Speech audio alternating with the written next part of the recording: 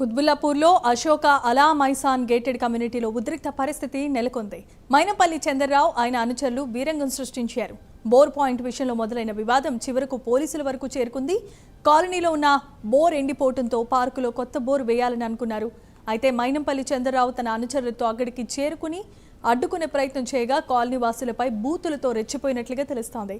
వెంచర్ని అమ్మి డబ్బులు తీసుకున్న తర్వాత కాలనీపై పెత్తనం ఏంటి అంటూ కమ్యూనిటీ వాసులు తీవ్రమైన ఆగ్రహాన్ని వ్యక్తం చేశారు.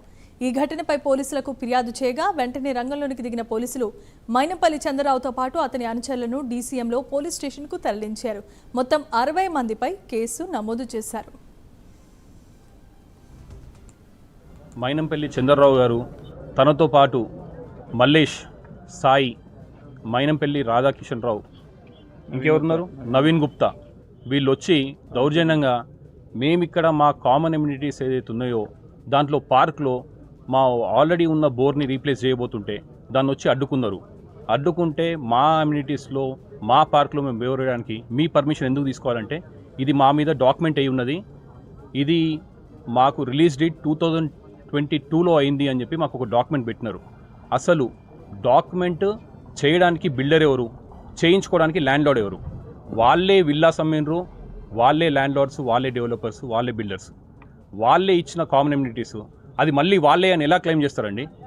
మళ్ళీ దౌర్జన్యంగా ఎవరెవరైతే మాట్లాడినరో వాళ్ళందరినీ నీ అది ఇదని చెప్పి పోలీస్ స్టేషన్లో వేపిస్తాము, తన్నిపిస్తాము అని చెప్పి అనుకుంటూ మళ్ళీ వెళ్ళి దాదాపు ఒక 15 నిమిషాల్లో 120-130 మందిని రౌడీ షీటర్సా, గుండాలా, ఎవరో అన్ఐడెంటిఫైడ్ పీపుల్ని పంపించడం జరిగింది.